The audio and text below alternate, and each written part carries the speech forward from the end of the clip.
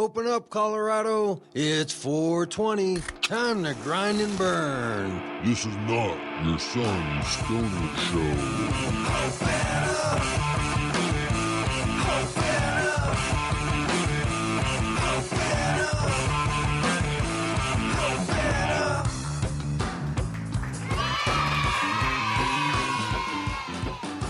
Welcome to the Cannabis Community Project. This is Brainstorm, once again bringing you your weekly podcast from the CCP studios high up in Denver, Colorado. Here exploring the business side of the newly emerging Colorado economy, focusing on the business, the patient, the user, to the retailer, to even the geek in the garage creating that next innovation in cannabis. This is the first media platform to help fellow cannapreneurs build sustainable businesses while living the lifestyle.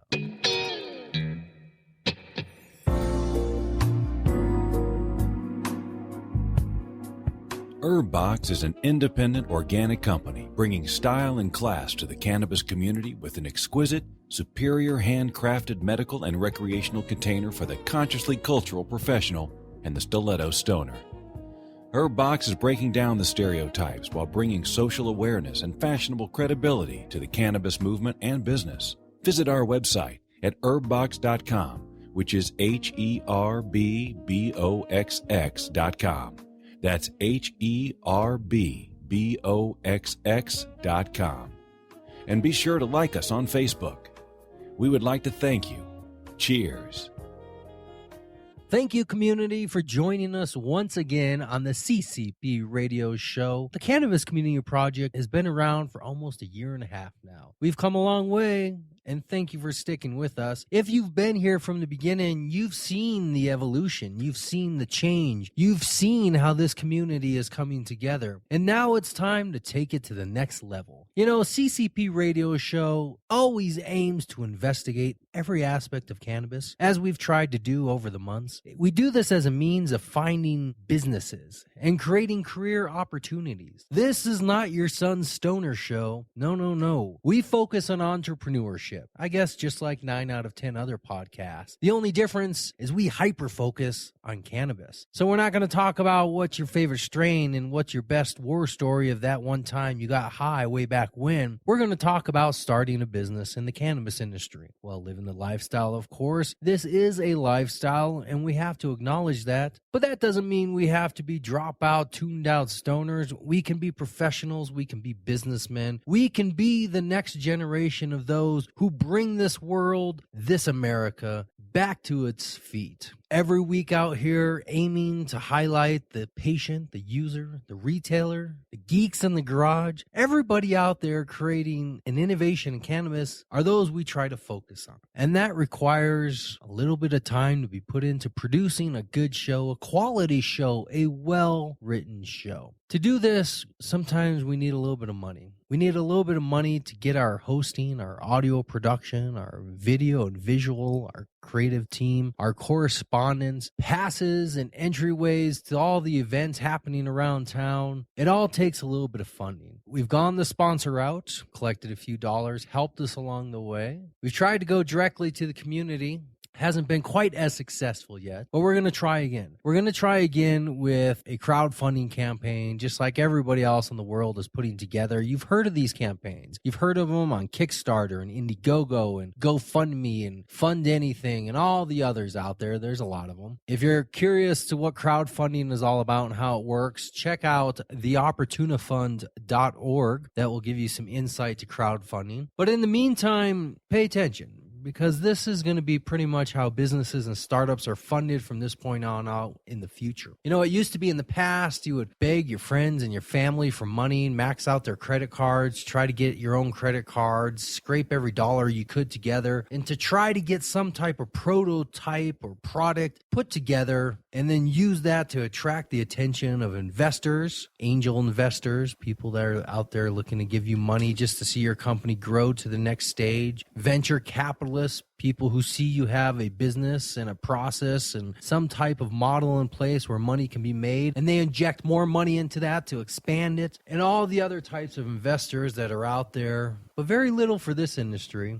And the ones that are out there, well, they don't really fit our format. They don't really fit. So I'm taking a different route. I'm going to see if a crowdfunding campaign works, and I'm going to see if you can help me, you as the community. Now, of course, you're going, oh, great. How much money does he want? Honestly, as much as you can give, if anything. But what I would really like is for you to be active and vocal and to help get the message I'm trying to get out to the world out there, because you can't do it alone. Even the best ideas aren't going to win in the world if you just can't get people participating with you. So you would ask the question, well, if it's such a great idea, why don't people participate? It's not how it always works. Right? I mean, based on that logic, we would say the best food in the world is McDonald's and Burger King and Subway and all these other fast food chains, because look at their revenues, look at the billions of dollars, look at the thousands of stores. So based on traction, they must be the best quality. Well, we know that's not true.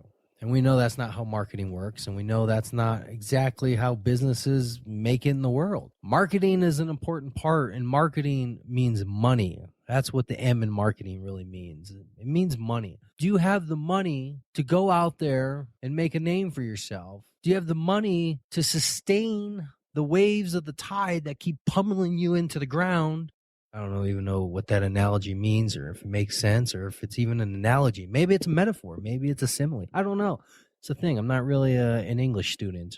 All I know how to do is just talk and conversate with people. And that's what I'm trying to do. Is I'm trying to bring my abilities and my talents, of what I believe to be my talents, of talking to people and extracting information and rephrasing information in terms that everybody can understand and connecting points. This is what I believe I'm good at. And this is what I believe CCP Radio Show can have a powerful impact on the world if we can get it out there. There's not a lot of competition in the realm I'm in. I mean, media is not a very competitive world in cannabis. Yes, there are others. And there's going to be more. It's not really competition. The competition is with the money, because there's so many people starting businesses that there's just not enough money from investors to go around. So companies like mine that aren't direct, hardcore, tangible products, this is my markup, this is my margin, this is where I'm distributing to my retailers, this is the cost, this is the everything else down the line. How do you really envision a media company? You have to be somebody that understands how media works, and then you have to be somebody who understands where the money comes from. Because unlike having a product company, it doesn't come from selling numbers of units. I guess in this analogy, you're the numbers of unit. Each one of you listening is the price tag.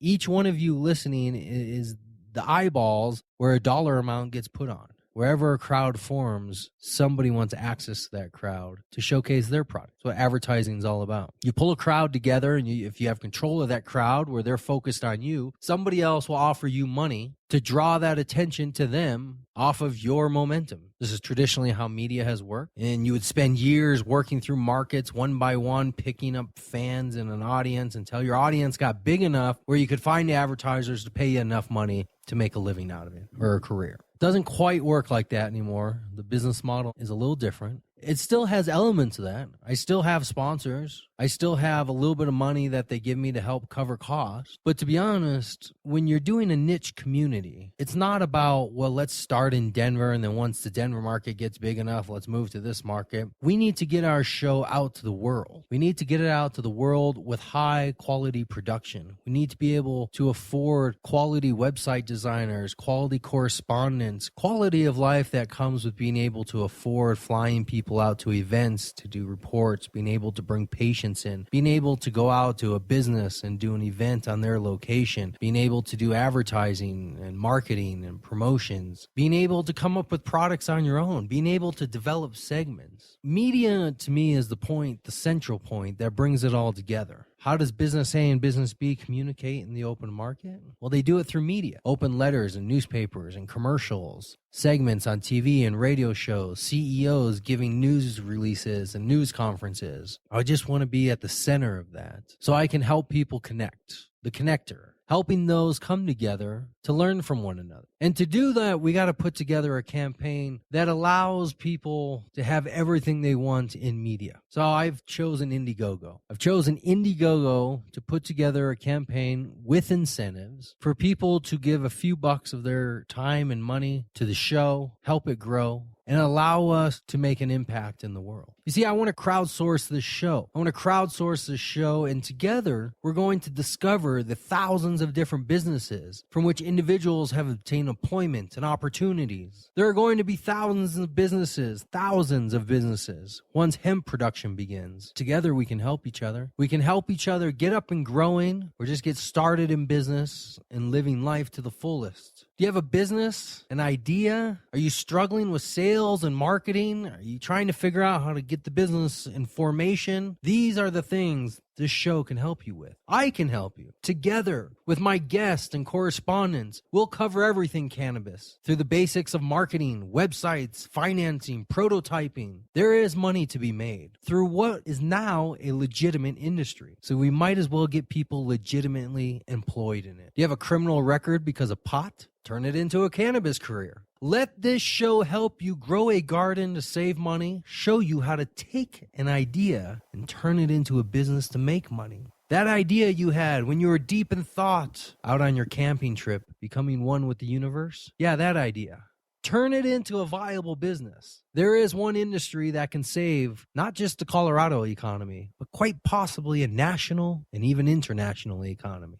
Like many across the nation, across the world, those who live in a rural community have known for years that their industrial farming industry is dying. It is now time. It is now time to do something different, using the infrastructure already in place. We can bring back the new age of agribusiness 3.0 just in time to bail out so many who are depending on security for their retirement. Make it happen. This is just as much an issue for those retiring as for those just now entering the workforce. It's time to get involved and show the world how to take those wasted expenditures on jails, courts, hospitals, and shift them to the new economy of shops, farms, and fabrication, all taxed and positively industrialized. Join me. My name is Brainstorm, and I'm a cannapreneur, building a show for and by like-minded people. I'm changing the lives of individuals by helping them find opportunities as entrepreneurs in cannabis. I believe in the saying, you are what you do and think about most of the time. I created the Cannabis Community Project radio show to find like-minded people who have a similar story and desire to be an artist on their own terms. Donate now, receive your incentive, be part of the community, the Cannabis Community Project.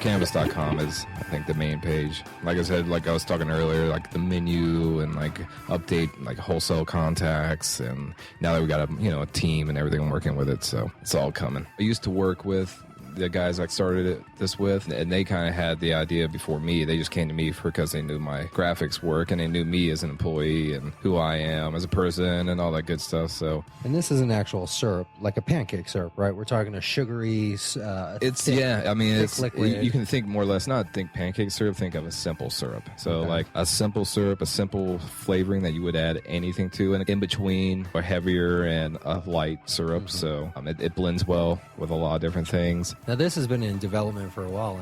I mean, we've been some time ago, a couple years in development. Back to what's the full name again? Cannabis syrup.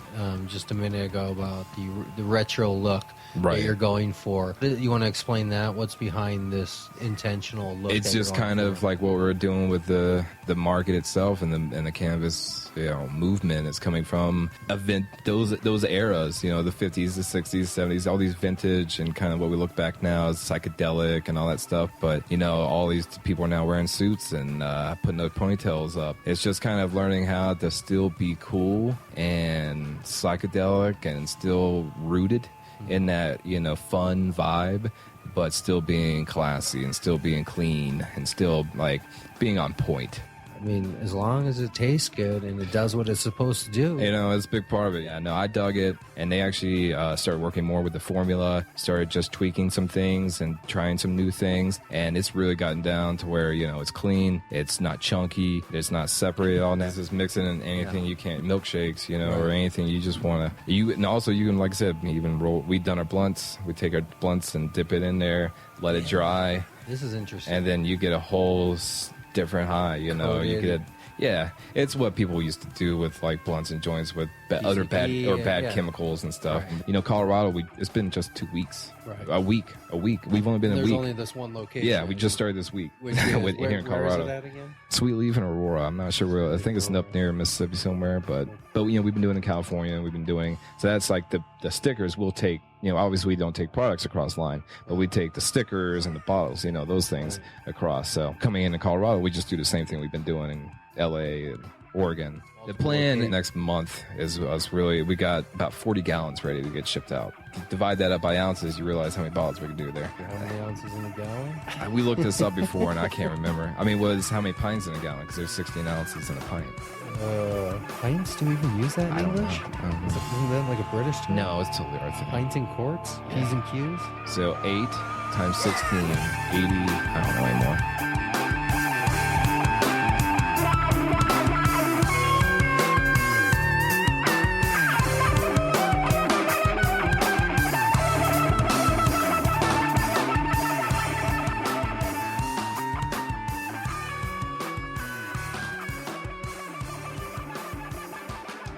Hey, if you have an idea or some thoughts about business, or maybe you have a business you would like to promote on the show, contact me, brainstorm at cannabiscommunityproject.com. Hey, nice. Cool. Very cool. Yeah, totally. Oh, interesting. Yes, and that kind of goes back to, I think, the youth of a lot of people in my generation when marijuana was akin to stuffing straw in your mouth and setting it on fire. It was pretty harsh and nasty stuff in those days, not like the sweet buds we all seem to see around town now.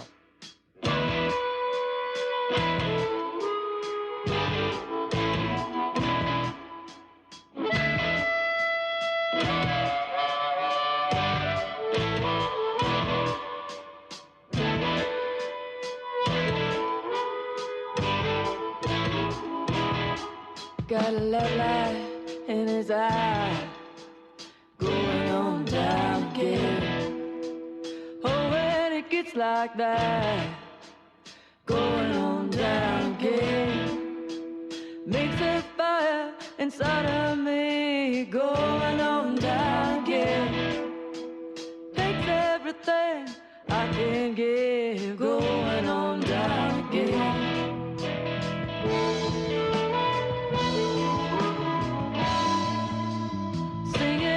Song spinning in my head, going on down again. Oh, my angels keep me from sinning, going on down again. Hands like water flowing over me, going on down again. Rock me in the river, gonna make me come clean, going on down again. Give me, take it high. Didn't we talk last in April? I think it was. Well, I mean, I did see you briefly at the U.S. Cannabis Expo. Yeah, how was that for you? The U.S. Cannabis Expo, not so good. It wasn't very well attended at all, and there weren't very many vendors there. Just that was kind of a disappointment to everybody. I still had a good time talking to people. I did meet some new people. Just not the event that people were hoping it was going to be. Yeah. Would you do it again, though? Do you think it's an event that you would... Well, I was a speaker, and I also had a booth there. Oh, right. Yeah. Cool. So, the last time we talked, I think, was the main interview, right? Where we learned all about your law practice and about the nonprofits and on everything that you're all about, what you're doing. That's right. We learned all about your hemp expertise and how you're diving in as the premier hemp attorney, yes? Diving in and holding my breath, yes. So in the last couple months, I wanted to come back and check up with you to see exactly what has progressed, what's new out there, any pending news stories, any major changes for Colorado, something we can bring the audience that lets them know that hemp isn't dead, that it's still out there alive, trucking along. Been a lot of attention given to some of these other things that have come out with the medicinal regulation. Where should we start? Well, why don't we start by talking about seeds? That Okay. is a big topic that has been in a lot of people's minds from the beginning. We could break that down to really two aspects. There's quantity and quality issues. The quantity issue is really what has preoccupied people really since 2013 when the work began on crafting some hemp regulations in the state, the hemp statute that we have now. That people couldn't get seed and they couldn't get it at an affordable price. Talking about hemp seed. Yes. So to date, we've seen prices of anywhere from hundreds of dollars a pound up to over $2,000 for a pound of hemp seeds. Planting in a field requires anywhere from 20 to 40 pounds of hemp, depending upon how densely you're planting it, what kind of varieties you're dealing with.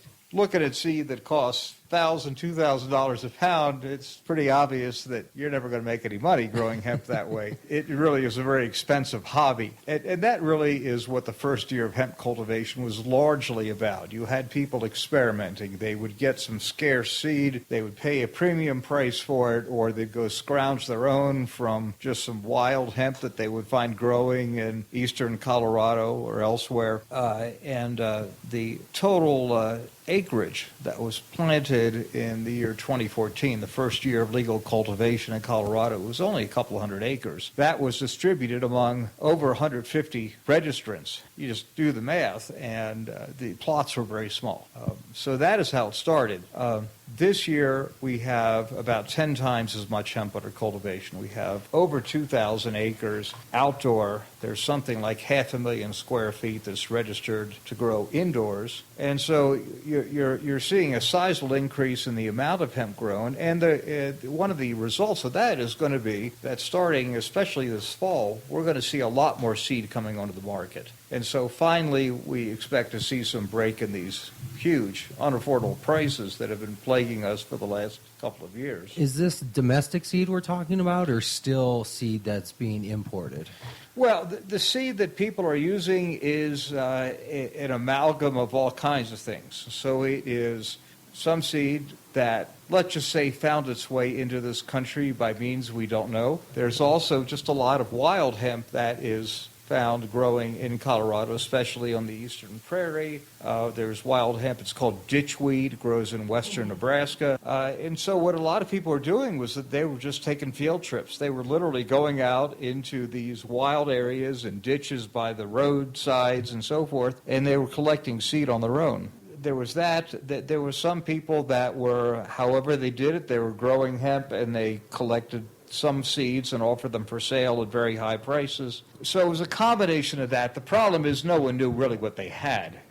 So it was very scarce, it was very expensive, and nobody really knew what they had because it was a mix of all these different origins that I just described. And that really characterized the year 2014 season. Now we're in the year 2015 season, and we really have had the same problem to date. We only grew a couple hundred acres last year, so there wasn't a lot of new seed produced. And where does that come from? Is that coming from an industrial commercial grow? Is this just a couple hundred acres of individuals with small farms? Well, like I said, it was really more what I would characterize as a hobby grow. There were people who considered themselves commercial growers, but there were so many constraints on production in 2014 that a commercial grow would be 2 acres. Yeah. I mean, what other commercial crop can you imagine is 2 acres? You Right. look at some of the ag statistics in Colorado. We have millions of acres of wheat in cultivation and huge acreages of corn and not soybeans, but sorghum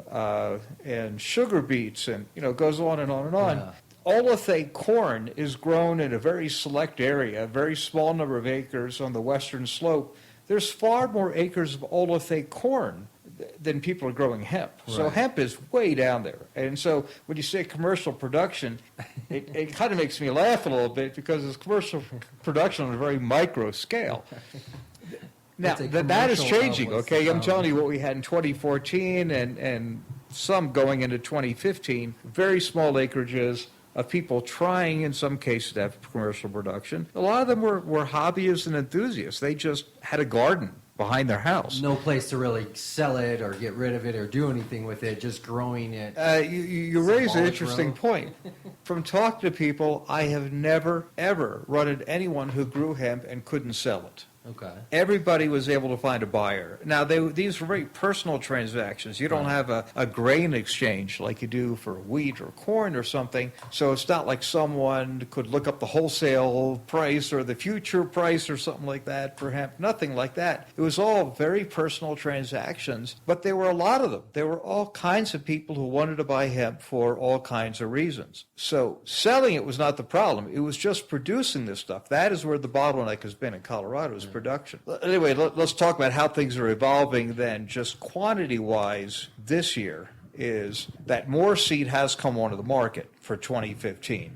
The number of acreage under cultivation has increased by a factor of 10. So there is, what I was told was over 2,000 acres that is actually under cultivation. There's about 3,000 acres outdoors that's registered. And the estimate by the Department of Agriculture is at least 2,000 of those are actually in production. There was a negligible volume of indoor production, greenhouses basically, in 2014. And this year, that has jumped up to somewhere around 500,000 square feet. Oh, wow. It's getting to be pretty sizable. So what we're starting to see is a break in that logjam on quantity. People that I've talked to that are growing hemp expect the price of seed to drop very fast, very far, starting this fall, because that's when we expect to see a lot of these field crops really coming in and large quantities of seed, relatively large quantities of seed hitting the market. So whereas the price, it could be up there, the hundreds or maybe low thousands per pound, we're not going to see price like that ever again in Colorado, not unless there's some kind of biblical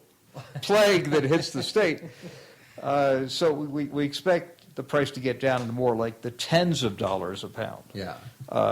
From the hundreds and the thousands. Now, tens of dollars a pound, that's still very expensive. Right. And it's still a way too high to make money. I had a conversation actually with someone who wants to get into seed oil processing in Colorado. And I was asking him about the price of the input, the seeds, because he's got to get seeds from somewhere to run through his seed press. And I was asking him what the break-even price would be. How cheap do those seeds have to be for you to make seed oil in Colorado and not be losing your shirt? It would have to be less than tens of dollars a pound, let me tell you. It would have to be a lot less than tens of dollars a pound. We still haven't gotten to that point where someone can actually commercially produce hemp and sell the product to someone who can do something with it profitably. But we are rapidly approaching that, is what I'm saying. Right. And I would expect that if production continues to expand as we have seen it expand in the last year, and there's no reason not to expect that we will see a big jump, that it's going to start getting affordable. It's going to start getting in that realm where people are actually going to be able to grow this like they do other field crops and make some good money off of it. The other thing, and it's kind of along the same line that we're seeing, is that whereas last year the plots were very small, half an acre, 2 acres. I mean, 2 acres would be a pretty good hemp operation last year. This year, we're hearing from people that are growing 40, 80. There's a CBD company in Colorado. I won't name it, but I understand they're growing 300 acres of hemp this year for themselves. Not even to sell the hemp materials to the market, but just to provide the materials for them to make their products that they are then turning into consumer goods and selling. So when we're going from grow sizes of less than an acre to more than 100 acres, I'd say that's progress. So going back to your question about commercial production, yeah, we are starting this year to see commercial production, just the very beginning of it. Just this year. Yeah, just this year in 2015. So that's not bad. It's only the second full year of legal commercial hemp production in Colorado. So we've gone from a hobby to the beginnings of commercial production in a year. I mean, that's fantastic progress. I'm only kind of trying to put it in perspective that you compare to any other commercial crop in Colorado. And the example I gave was Olathe corn, which I can't even tell you offhand. I think it's in the low thousands of acres in cultivation, maybe 5, 6, 7, 8,000, Right. something like that in Colorado. It's not a big number. That's way more than acreage of hemp production. Now, what I'd like to see is that flip around next year. I'd like to see more hemp than oligate corn, and then maybe more hemp than peaches, and we'll go from there. Peaches on the West Slope, it's good stuff. So that's the quantity side. Haven't even talked about quality yet. Just want to make sure that we addressed where we are with the quantity side of the seeds and the market and everything. I know we touched pretty in depth about some of the reasons why it was coming around so slow last time we talked, and we went into a lot of the market economics of the chicken and the egg of which comes first. Sure. You have a couple different are these House bills laid out here. Where is this mixing on a legal side with changes? You said there was some stuff coming up, or that just happened in June. Well, that's a good segue into, I was going to talk about some recent legislation that was enacted in Colorado, and that addresses the other side of this equation for hemp seeds in Colorado, which is quality. And the problem is this: while the price is dropping, while availability is increasing, so people can grow more of the stuff, you go out in a hemp field today, and what you see are all kinds of different looking plants. And the reason is because no one knows what they have, and the seeds that they plant, they are a mix of all kinds of lineages with all kinds of different characteristics. And hemp has been bred for thousands of years. It's one of the earliest crops that was ever produced by mankind. And so there have been varieties over eons that have been bred to produce fiber. And fiber plants tend to be very tall. Just imagine, it's easier to make fiber when you have long fibers. And so fiber hemp plants tend to be very tall, so you can get long fibers out of them. They have great distance between the nodes on the plants, which is just where you have branching. And so the longer the distance, the more you have an uninterrupted fiber. And again, you have a longer fiber. And flowering, seed setting is unimportant with fiber varieties. So that's one kind. There's seed varieties that have been produced, bred. And seed varieties, they tend to be smaller plants. They tend to mature earlier. They tend to have a heavier seed set. In other words, they just flower more, make more seeds. And so there's a variety, for example, called Finola, which was actually developed by the Finns in Northern Europe. Completely the opposite end of the earth from where hemp evolved, and it doesn't like cold weather, but they bred a cultivar anyway that works very well in that northern climate, and those plants mature extremely early, and I don't think they grow higher than maybe 3 feet. They're really small plants, but they produce tons of seeds, and so it's the ideal variety for seed oil in Finland anyway. So there's been a lot of those bred. Then now what we're doing, because this is new, is pharmaceuticals, and so there's a lot of interest in breeding hemp plants that produce these cannabinoids, especially CBD, and that is a whole new characteristic that hasn't even been exploited by people in the past. So all those are very specialized plants. They have been bred abroad. They have not been bred in the United States. And what we have in the United States is the result of what people have done over eons in other countries, and it's all mixed together. And so you go out in a hemp field in Colorado, and some of the plants are short, some are tall, some mature early, some mature late. It's real hard to produce a commercial crop when you've got this mishmash of stuff in your field. That's the quality problem. We don't know what we have. Okay, so that's a kind of a long-winded background to the legislation that was enacted in Colorado this year. Okay. What's the name of this legislation? And that is called S-196. It was a Senate Bill 196. It was passed by the General Assembly. It was signed by Governor Hickenlooper on June 5th. It does a few things, and I'm not going to get into all the detail. The most important thing it did, though, was for the first time it authorized the State Department of Agriculture to develop a seed certification program in Colorado. To my knowledge, there is no seed certification for hemp anywhere in the United States, in any of the states where hemp is more or less legal. Just hasn't happened. So this is an attempt by the state to finally get people to come forward with discrete cultivars, with a plant that they can say is a stable lineage, that the offspring are going to be like the parents, and we know what they're going to look like when we grow them. and here's what it can do. To come up with a stable cultivar and then to go through the process of having the state approve the seed, or not so much approve it, but be able to tell consumers what that seed is and what it'll do. And so it's kind of a consumer protection, farmer protection bill, but what it really does is it finally begins to give us a grip on the quality of hemp. So if someone wants to be an oilseed farmer, I'm not even saying that would work in Colorado, but let's say someone did want to be an oilseed farmer, we want them to be able to get seed that will actually produce that kind of plant. Right. This seed certification will do that. It will provide products on the market. Someone can go and say, yes, that's the kind of seed I need to buy for my business plan, for my vision of being able to grow this oilseed, or grow a fiber seed, or grow a CBD bearing plant that's maybe got a high ratio of CBD to THC. Yeah. All that is what's coming now because of the seed certification program. This is huge. I mean, this is Colorado once again setting the pace for everybody else to follow behind. Exactly. That's what it is. Not just from a hemp perspective, but also from the medical marijuana side, as I believe we talked about last time. There's a lack of classification in the naming system and what you're actually getting and who's growing what and where these names are coming from. I can see this kind of also setting the outline for somebody on the medical side has to figure out what it means to have a Bruce Banner and a Green Crack and where are these names coming from? What do they mean?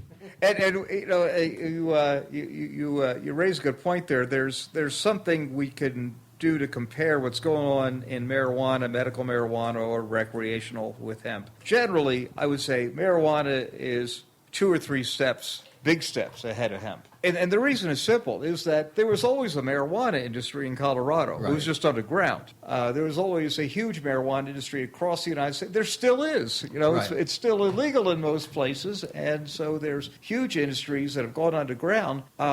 We had that for decades and decades, and because of that, there already were some pretty good cultivars out there. People knew what they had. They knew what they were dealing with. They could grow marijuana for specific characteristics. The only difference is that you couldn't go to a seed dealer and say, hey, I need this kind of marijuana seed or this kind of a cutting, a clone from a given marijuana plant. You'd end up just producing it in-house, but you do it very well. So that's the tradition we came out of with marijuana. In hemp, we started from ground zero. There was no industry at all. And so we had nothing, and we had to really invent one. Right. And I also see this as potentially being a resource Colorado has that other states might want to utilize, whether it's the Department of Agriculture or private business, whoever's doing this process certification. If other states don't have that, maybe they're going to send their seeds here to get certified and then have them sent back to them. Well, the dream, and this is just a dream because it's not practical today, would be that Colorado could be a leading research and development state.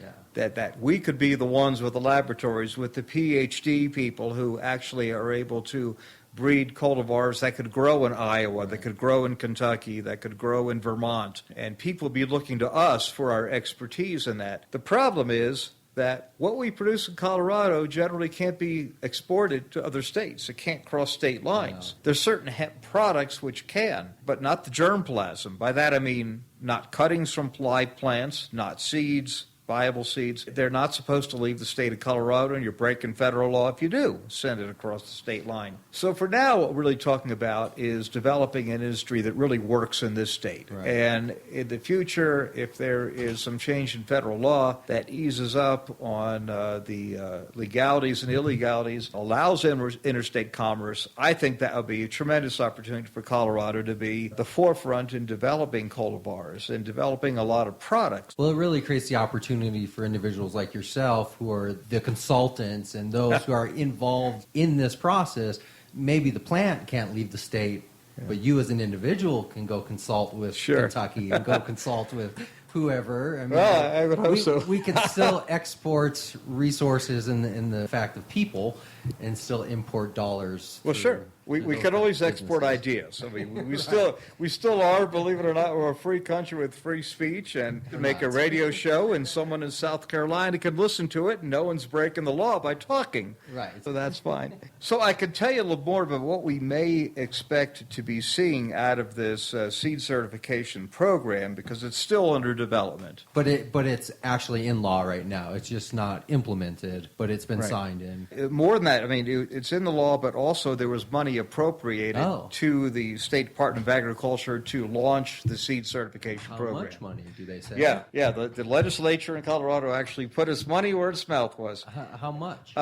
It was in the bill, I believe, it was about $250,000 that was appropriated for the Department of Agriculture. To start. Yeah, well, that lets you hire some people. Right. And that's, I think, fundamentally what they're trying to do. Certification is really a multi-step process, primarily two big steps. And then we can break that down further. What makes hemp different than, say, certifying corn, wheat, rice, whatever, is you have this nagging little problem of THC, Delta-9, the stuff that gets you high in marijuana. It's also present usually to some degree in hemp. And there's legal requirements on the threshold concentration that's allowed so that you can still call the plant hemp and not marijuana. It's 0.3% by dry weight. By dry weight. Yeah. Exactly what dry weight is, you have to talk to a laboratory technician.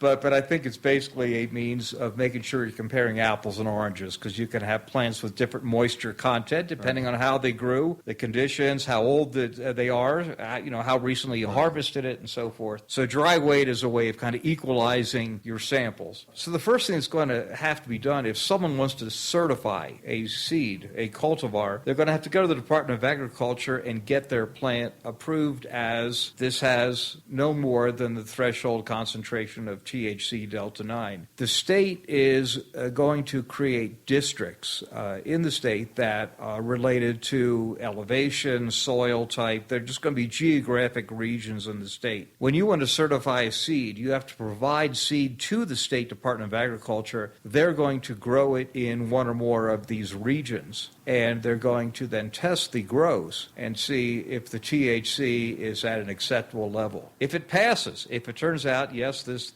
qualifies as hemp, then it goes on basically into the regular system for certification, which is it goes up to Colorado State University. There's a seed lab up there, and that is where all the certification work really takes place for the state of Colorado for grasses and wheat and any other kind of commercial crop you can think of where people are, beans, where people are certifying seeds. Once hemp passes the THC threshold testing by the state, then it's good. It's in the system. It can be treated like all these other kind of crops. There's a variety of tests that the state runs. They inspect the fields where the plants are grown. So there's a whole process that they go through. There's different generations of testing, and this is something that I think a lot of people don't realize. In breeding plants, you might have what's called a breeder seed or breeder plants. That is something that never leaves the person who's doing the breeding work. It never leaves their possession. That doesn't go into the market. From that breeder generation, what a breeder makes is something called a foundation seed. And a foundation seed is the thing that really develops seeds that then can go into the market. A foundation seed is a generation that can be certified. So that is what a breeder can take to the state and say, here's my foundation seed, let's test that. There's two more generations after that, beyond foundation, that have their own names. There's a registered seed, and then the last generation is what's called certified. Those generations also can be evaluated and tested by the state. So eventually, when we have a more mature market in Colorado, we should have recognized cultivars, we should have established generations of seeds that are generated by breeders, and those will each be certified by the state. And that is all critical for the market, for people to know what they're getting so they can actually get seed and plant it. That's what I wanted to explain. Yeah. It's going to take all that. It's going to take a few years, let me say. Mildly, it's going to take years to actually get a sophisticated certification system in place with product on the market. It won't happen today, it won't happen this year, but it's coming. The estimation by the Department of Agriculture is you're probably looking at about 3 years before we can actually get, because think of these generations, that takes time to generate the generations. You first got to certify a foundation seed. Then you got to be able to produce from that your registered generation, your certified generation. That may take another year or two. So the whole cycle to get to where you can have a seed which we would call the certified seed generation, which is what someone goes to a seed store and says, hey, this is what I need to grow my oil seed crop. That could be 3 years out easily if everything goes right. I mean, to me, it just sounds like it's good for both sides, that this is definitely a regulation that's going to help both the consumer and the producers of, and those people who want to be on the manufacturing side of things, because they're being forced to produce a quality product, which is only a good thing. And it's going to be something that they can actually use when they're selling to the public to say they're certified, they're verified, they're checked. I mean, Sure. It's a good selling point. And I'll put it in fewer words than that. What we're doing is we're laying the groundwork for business, okay? We have evolved from having all cannabis underground, run by thugs from another country, killing people, smuggling things into this country, poisoning people. That's what we came from. And now we have the hobbyists, and we have the beginning of commercial operations. And what we're looking for in the near future is people actually being able to run legitimate businesses, not only legitimate, but stable, good businesses where they can actually make some plans about what they want to do, what they want to provide to the market, what people can expect to buy. It's moving in that direction. And that's what's exciting about all this, is we are creating the infrastructure, moving from, that deep, dark past of criminals and violence to hobbyists to now we have people who actually are going to be business people. Right, professionals. This is where it starts, and I guess now is the time where if you want to be in this business, now is the time to get in it, right? Because this is before it's become big. Yeah. Now is the time where somebody can monopolize their little market, figure out what it is they want to do before too many people come into the market. Should I plant seeds in my backyard? For hemp, yes. I mean, Like anyone can plant hemp seeds in the backyard as long as they are registered with the state. And let me explain something just briefly about that, because there's a lot of misperception, I think, about what the Constitution in Colorado now allows. If you want to grow marijuana, the Constitution allows that you can grow 6 plants. Okay. Those 6 plants have to be locked up indoors. And if you lock up indoors under grow lights your 6 plants, you're illegal under the Colorado Constitution for growing marijuana. There is no provision like that for hemp. If you want to grow a few hemp plants, you can do 2 things. Either you can get a registration with the state, and then you can grow them in your backyard, like you said. Or you could call it marijuana and have no more than 6 plants, no more than, I think it's 2 or 3 flowering plants, females among those 6. Grow it indoors. You could call it marijuana, and it would pass muster because it would meet the definition of marijuana in Colorado. So those are your choices. So when you say get a registration, does that mean as an individual, anybody can go down and get a permission, a registration to grow hemp, or do you have to be some type of entity? Anybody can. There's no restriction on whether it's an individual or a company. Colorado is a bit unique in this respect, and this is something else we can be very proud of in the state, is in some other states where laws have been changed to allow hemp production, they do want to be the 2 things.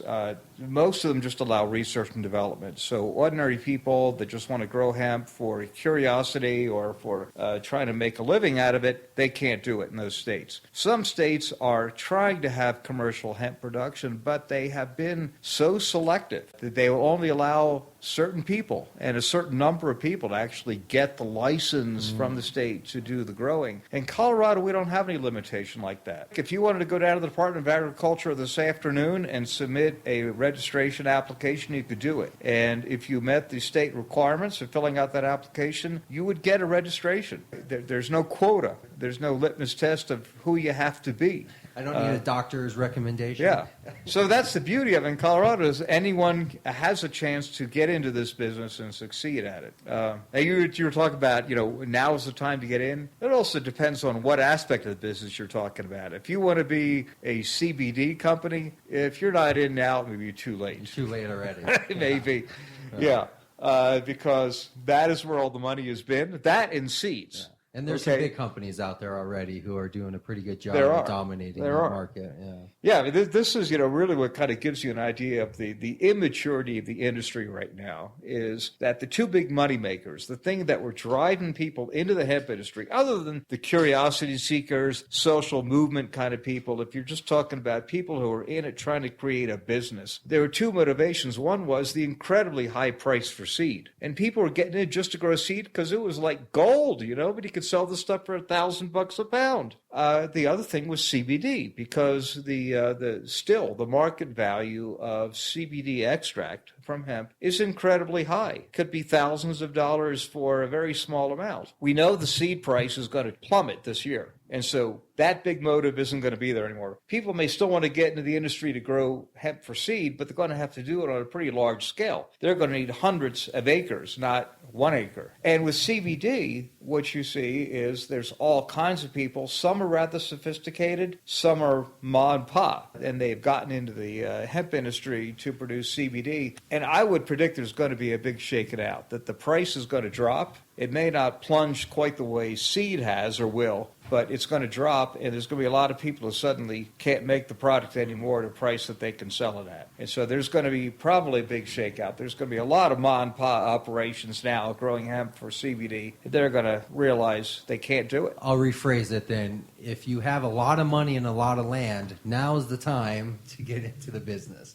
Yeah, if you can find an efficient way, and that's where the challenge is going to be. Like any maturing industry, people have got to control costs because they can't control the price. The price is what the market says it is. But those people who can grow the hemp efficiently in sufficient quantities so that their price per acre or whatever your unit of measurement is sufficiently low, that can either contract efficiently or produce it, extract it, themselves efficiently, those are the ones who are going to be able to keep their costs down. Because if they can't do that, they're going to lose. And I think there is going to be a sizable restructuring of this industry within the next few years. So that's not the industry I would recommend anyone get into unless you have, like you said, you put it very well, a lot of money, a lot of good organizational talent, a lot of good business sense. If you don't have that, stay away from CBD. You're going to get burned. Yeah. Okay, get into some other aspect. There's plenty of other cool stuff you can do with hemp that hasn't been exploited, that has a big future in Colorado, especially with the seed certification that's developing. We're going to see that explode, I think.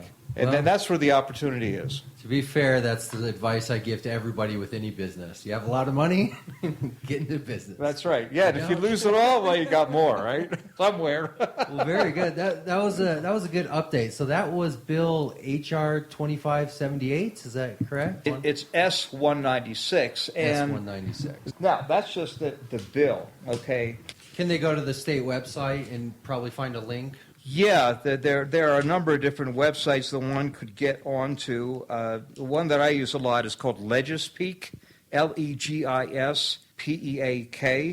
and that is probably the best site you can get onto to just get copies of pending bills that were passed and signed into law. You can get the whole history on Legispeak, so that's the best one. But S196, it's probably on a lot of different websites these days.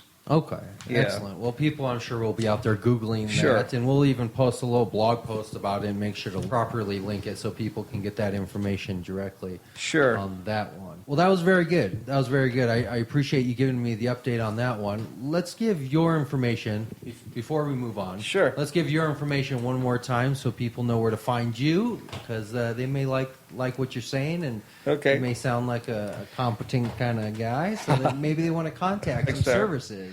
Yeah, my name is David Bush. My law firm's trade name is David Law, one word, DAVIDLAW.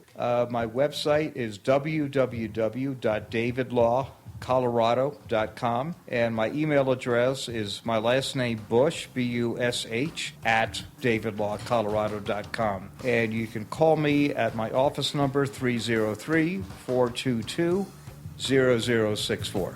Excellent. I appreciate it. Thank you.